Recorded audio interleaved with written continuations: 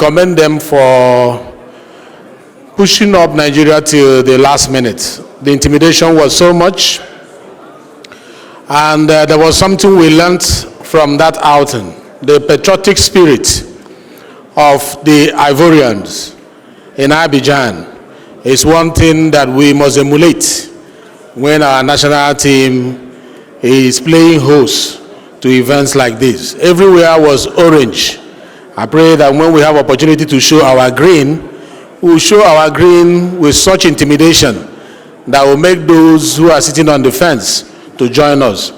Our boys tried very well to shorten the number of goals. It would have been more than 2-1, but because the intimidation was so much. But our boys worked hard.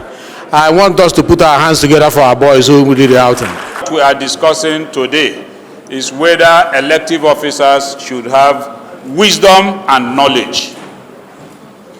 Wisdom in the sense that, yes, without formal education, you could have wisdom. And that is what we mistake to be the quality of leadership. But what our sister has brought up is to say, look, we need an additional knowledge. And our constitution from 1966 had considered both wisdom and knowledge as qualification. Can you tell me that a school cert holder in 1966 can still be compared to a school cert holder today? The difference is so clear. For those who had primary school certificates in 1966, the quality of education they had then, positions they occupied then, is equivalent to position of managing directors who have degrees today. They could read and write fluently. In fact, teachers were drawn from even primary 6 holders. They were teachers in classrooms. They were directors in ministries. Do we continue in that state today to say that a primary 6 school certificate holder should still occupy such positions today? Even the councillors would have, or the qualification that the councillor and the chairman of the state or the local government would have is different to the qualification that a state assembly candidate or aspirant, or the deputy governor or House of Rep member or senators would have. Nobody is saying that anyone who has gone to Islamic school should not contest. The Islamic schools have a qualification for you reading the Holy and reciting the Holy Quran.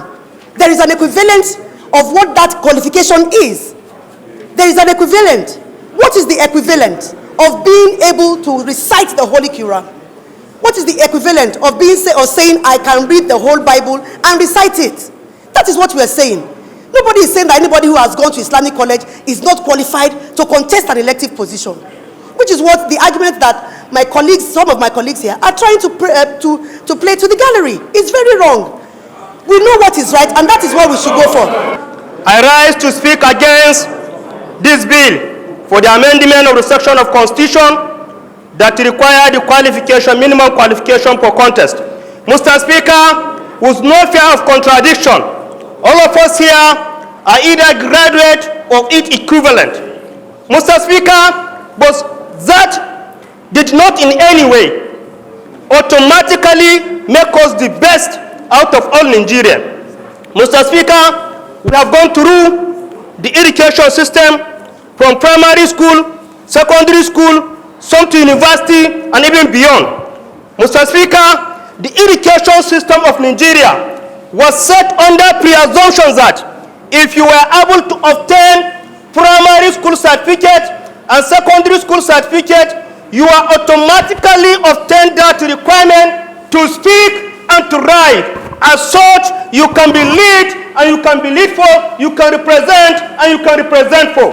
Mr. Speaker, for less privilege, we were privileged to go to the university. For less privileged people, it is not their wish that their children were not to be able to obtain university certificate or its equivalent. Mr. Speaker, if we are to blame the system, but we cannot do attempt to deprive the right of other Nigeria.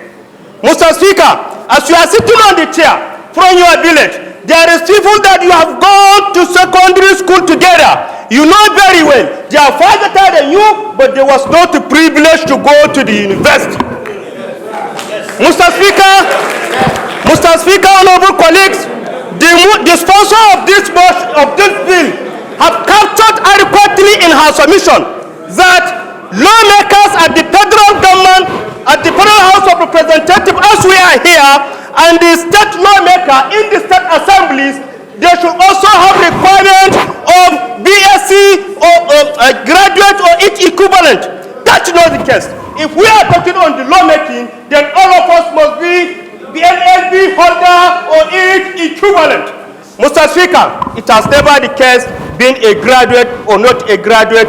Leadership was installed in individual. It has nothing to do with the level of education or requirement you have obtained. Mr. Speaker, Yoruba land. There's this song we call, it goes, Batamiadu ko ka, Batamiadu ko ka, Timbaka we mi, Batamiadu ko ka. This song means that if I go to school and I excel in school, I will excel in life. We have been told severally that the visa to prosperity all over the world, it has been proven, the visa to prosperity, three things: education, education, education. I cannot believe that in this modern age, some people will oppose and say no education. Nearly all of us have been to establish higher institution in his or her domain. And the reason is to get your people educated. So why do we want to stay behind? If we can do this, we should be able to support this bill to get our people to go to school. Whoever is going to hold position in Nigeria should have knowledge and know why he's in the office. But if you put a mediocre to hold position or in any political office, definitely what you are going to get is going to be very dangerous for the society.